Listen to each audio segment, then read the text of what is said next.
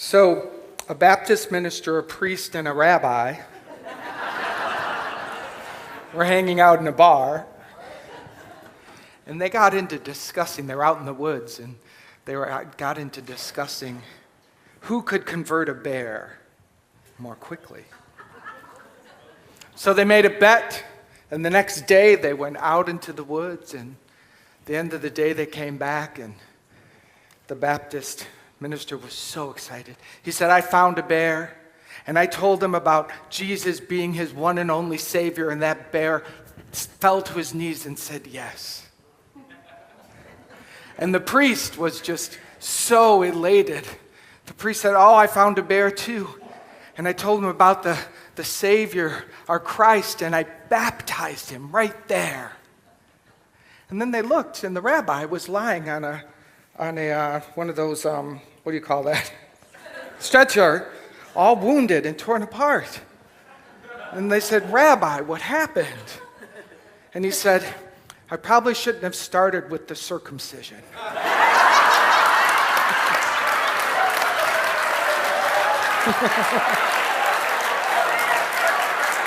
Come on.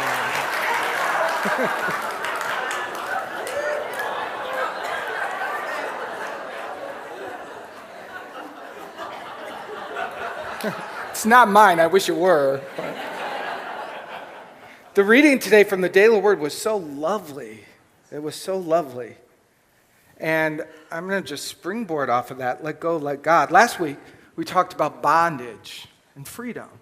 And we talked about the idea that we are bound, but we are bound by our beliefs. It's our believing that keeps us bound. We talked about God being our solution. And that we really are here to claim our rightful inheritance in this world of form, as spirit here, with all this bounty and goodness around us. We talked about accessing it through the indwelling Christ, the spiritual practices of meditation and forgiveness.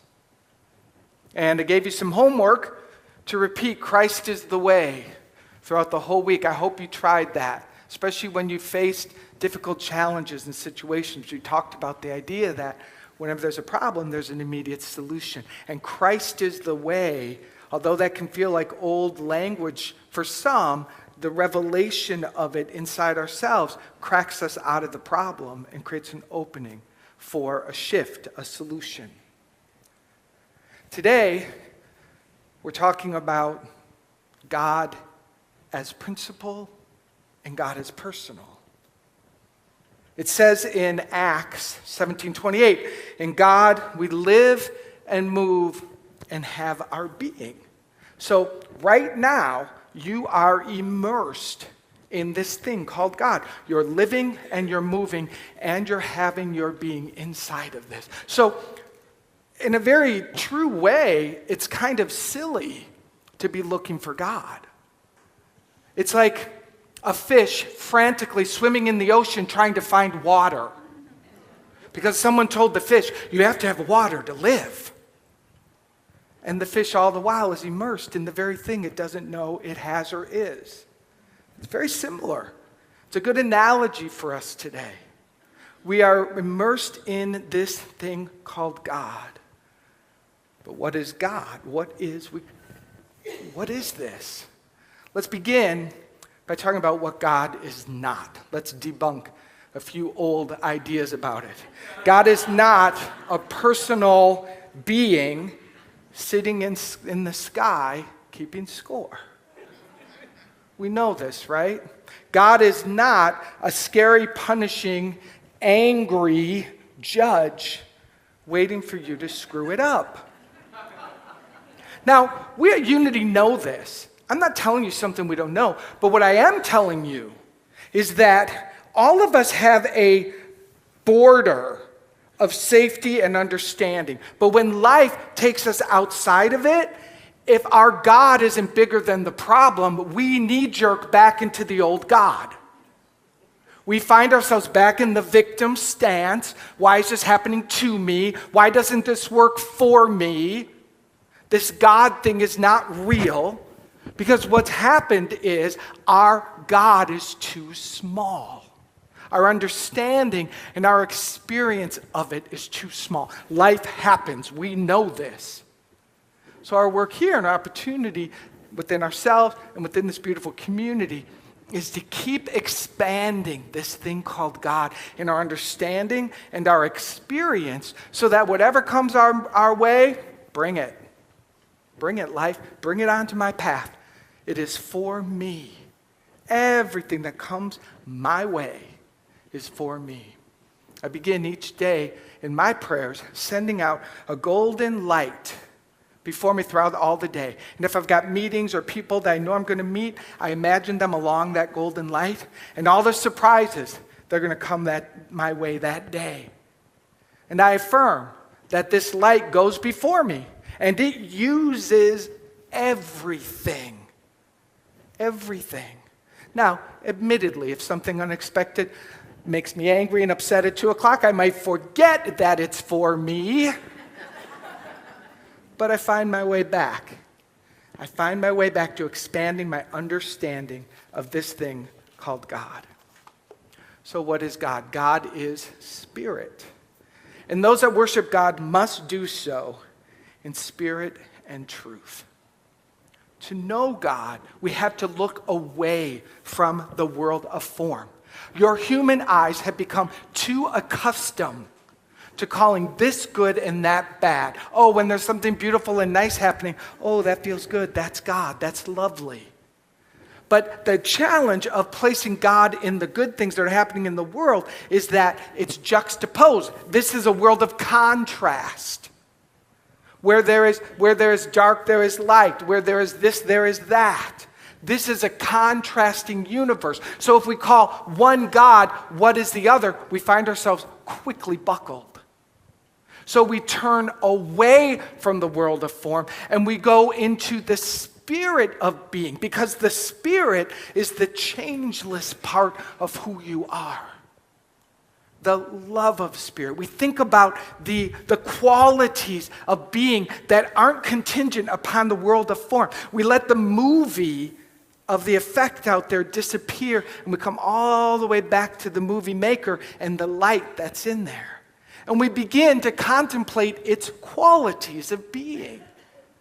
The quality of this spirit is loving, it's kind, it's good, it's free, it's generous, it's unlimited, it's eternal. We use these words over and over and over as pointers, take a breath, as pointers to that something that's so darn familiar and yet we've forgotten. God is spirit. And to know this presence, we must worship it. Worship. I personally love that word. I love that word because what worship means, listen to this, especially you Catholic people. Listen.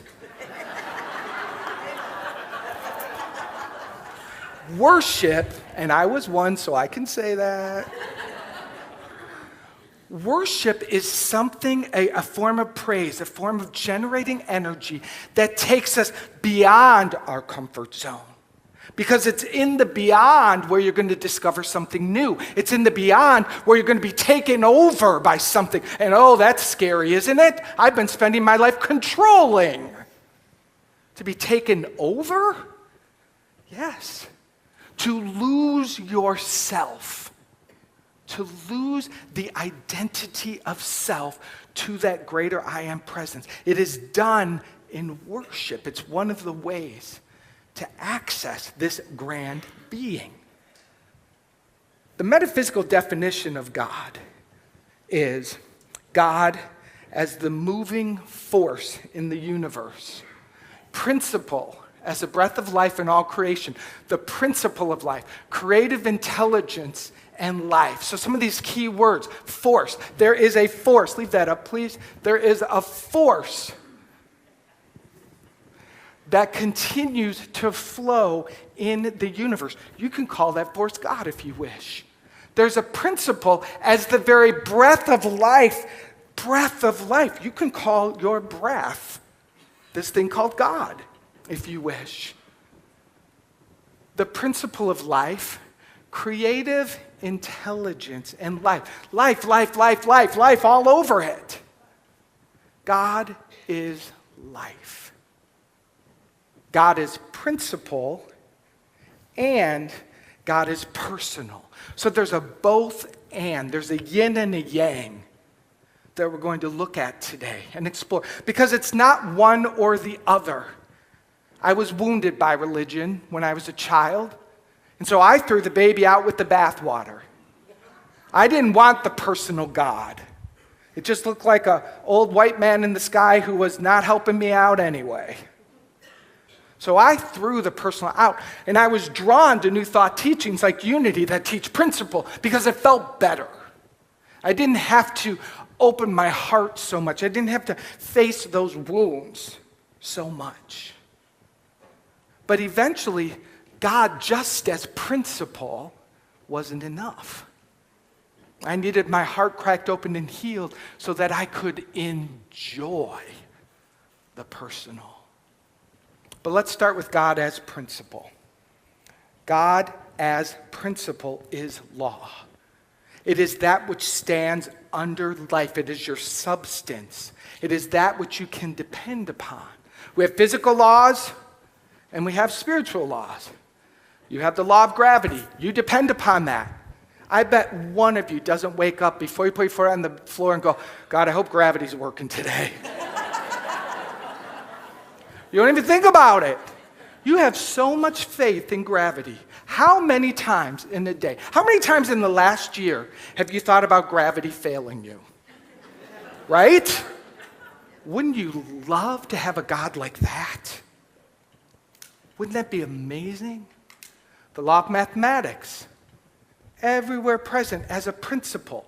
If you want to add something, you don't need to go to the math store to add it. Everywhere you are, the law of mathematics is.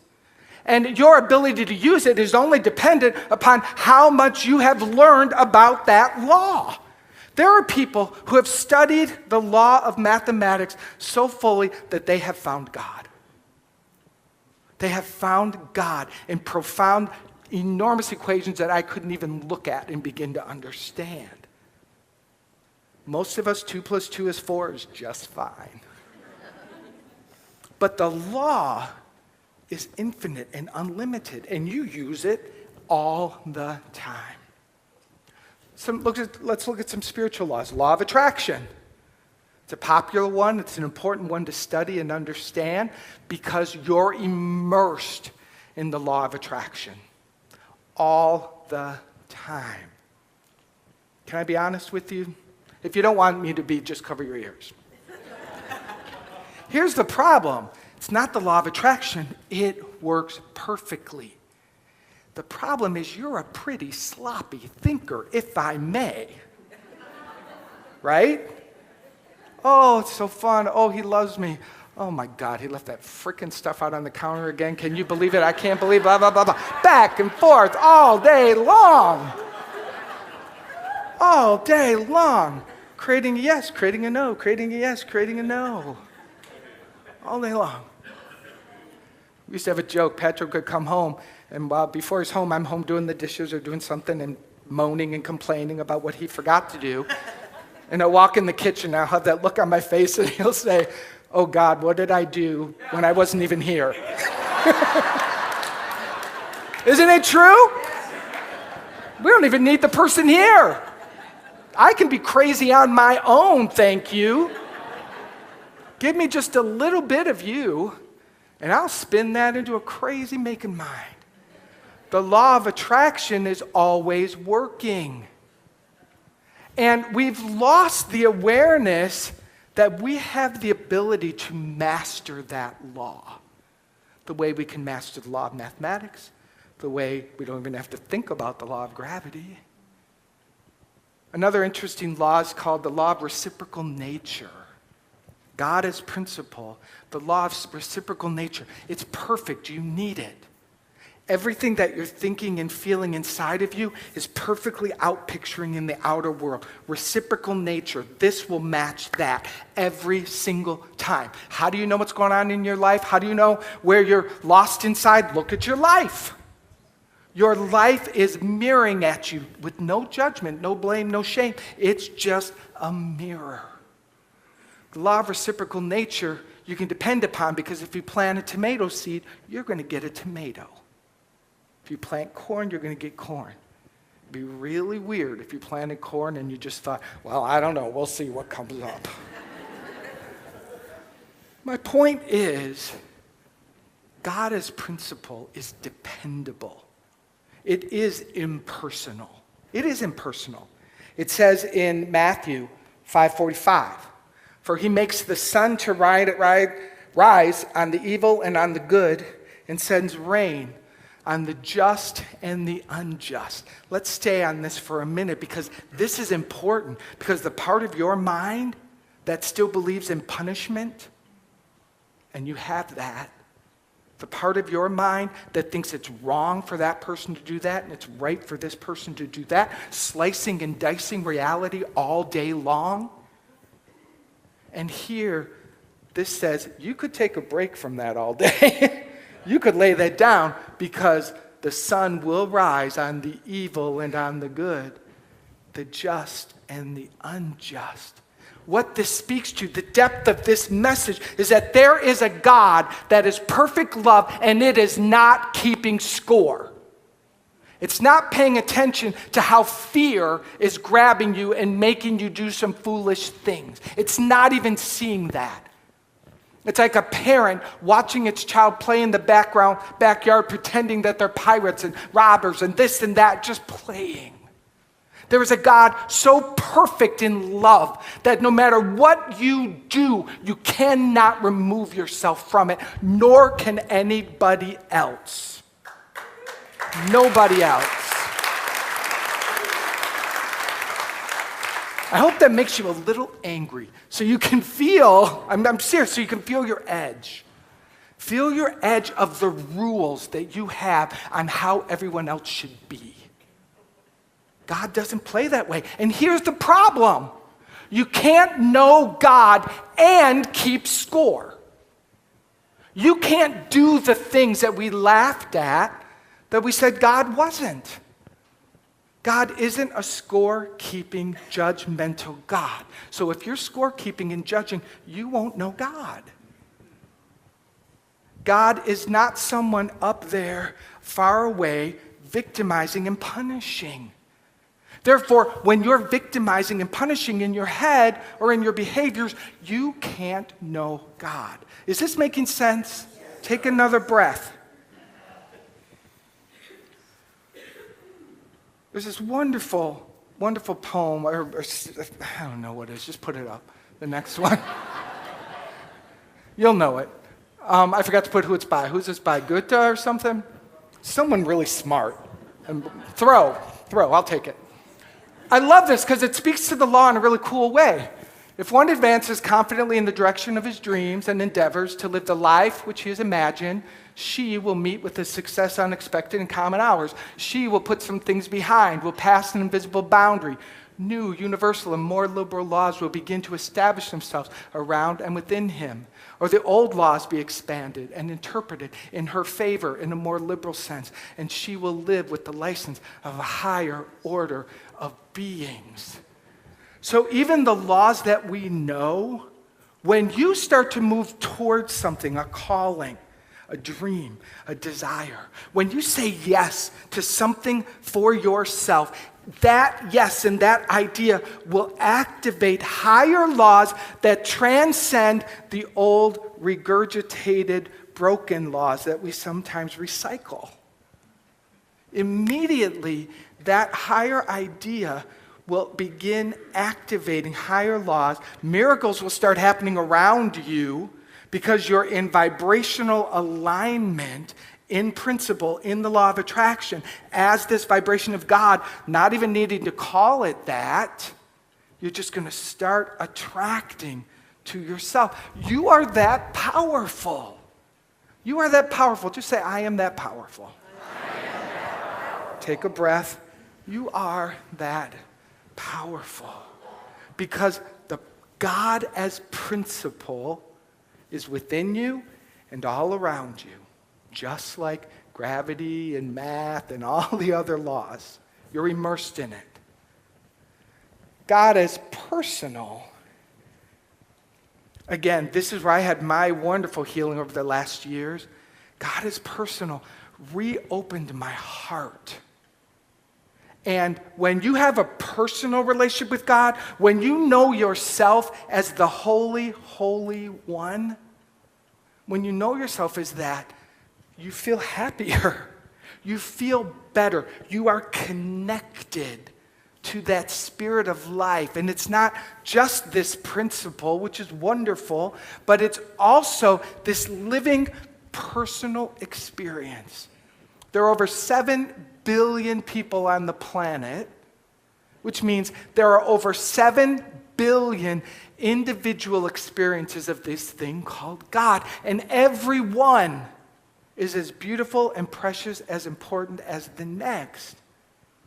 And so we here at Unity of Naples need to keep up-leveling our worth, up-leveling our awareness of oneness, keep lifting ourselves higher and higher and higher until you get to that place where you know God adores me.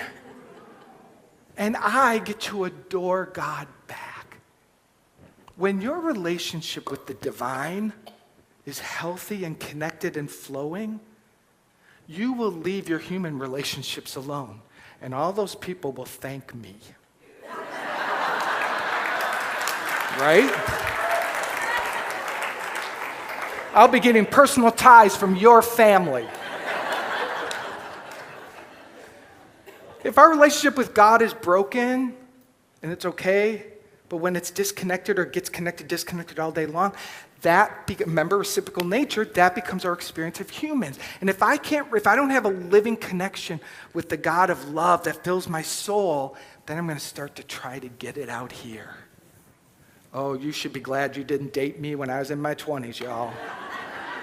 It was messy. I was looking for anybody to save me. Anybody. Our relationships become codependent. Our expectations on other people become impossible. Our disappointments. It's so hard. It's so hard. And we can drill it back to one common theme. How's your relationship with God? And is it alive? Are you taking the time to talk with God, to commune with God, to lay on the altar of the Holy Spirit your troubles and your burdens and all the stuff you made up about everybody else? Over and over and over, we can go to this God. My teacher, one of my favorite teachers that helped heal my heart, is a man named Paramahansa Yogananda. He's passed away. He is the guru of the Self-Realization Fellowship. Some of you may have heard of this wonderful man. The bookstore is going to kick my butt, but I'm going to say that the book, Autobiography of a Yogi. Crazy book. So phenomenal.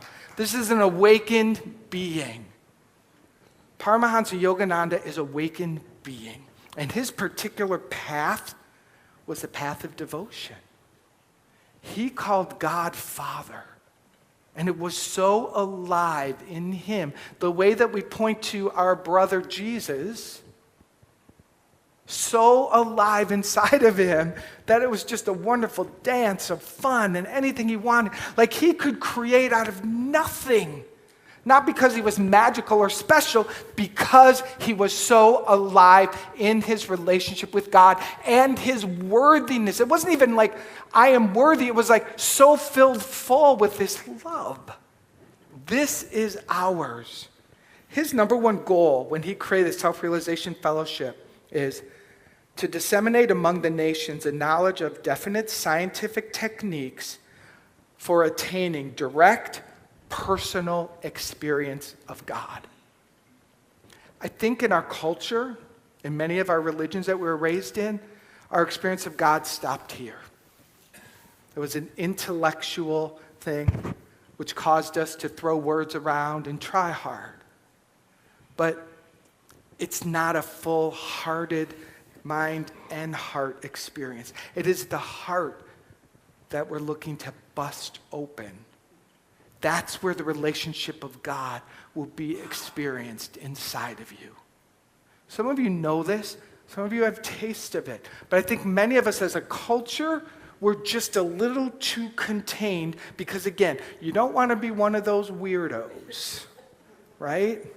Especially in our culture, it's just become like not cool. Not cool. Well, guess what? You are one of those weirdos. You are, because you're here. Unity of Naples, the place for weirdos. Naples. Try it on. I don't know. I love that word because I am one. And what it simply means is I don't have to follow the subscribed track to fit in. To know God, you have to get off of that track. You have to let your heart be busted open. You might have to have it be broken again. So that when it's broken one more time, the call from the heart will be answered by God and you'll feel it this time. Take a breath. Let's move into a little experience. Close your eyes, open your hands. Actually, place your hands on your heart if you can. If not, don't worry about it. Say to your heart, open heart, open in God's love. Just imagine this golden light awakening in the center of your heart, God's love light. And imagine it filling your heart, and it dissolves any borders that you put around it or walls that you built around it, or perhaps your heart has been cracked, broken. I know. Perhaps that heart is grieving. I get it. Fill it with God's light. Fill your heart with God's light. And in your personal prayer here, ask God to be known more fully. Ask for a revelation of your personal relationship with the God of your being. Awaken in my heart, sweet Spirit. You may lower your hands.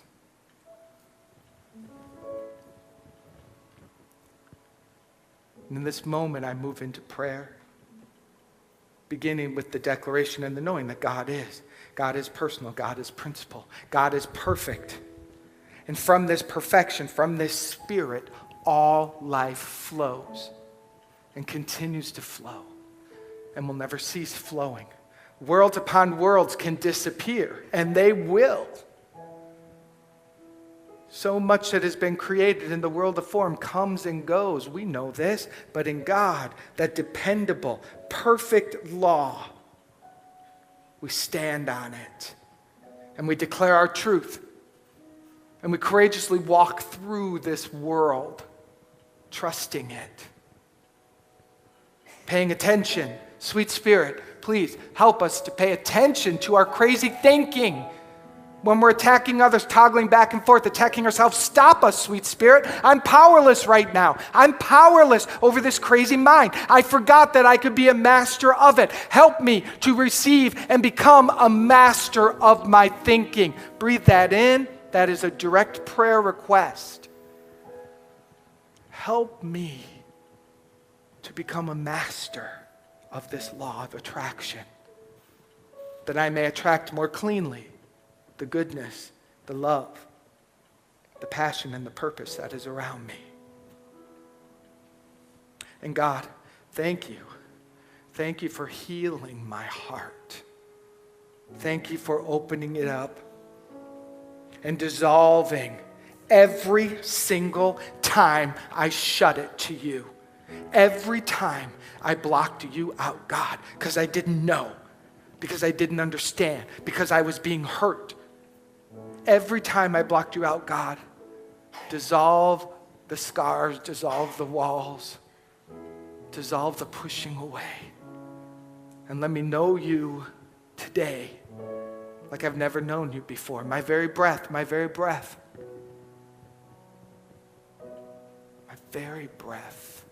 breathing me, beating my heart. God, let us know our worthiness. Let us walk in your light and go before us in the week ahead, bringing everything that comes our way into your heart, your hands, your light, so that we may be always lifted up. This is a prayer we pray for ourselves. This is a prayer we extend to our families, to our friends, and especially anyone who's on your heart today. If there be anyone in your life, known or unknown, that comes to mind, just say inside yourself, God is right where you are. Wholeness is right where you are. Solution, money, happiness, fulfillment, health is right where you are.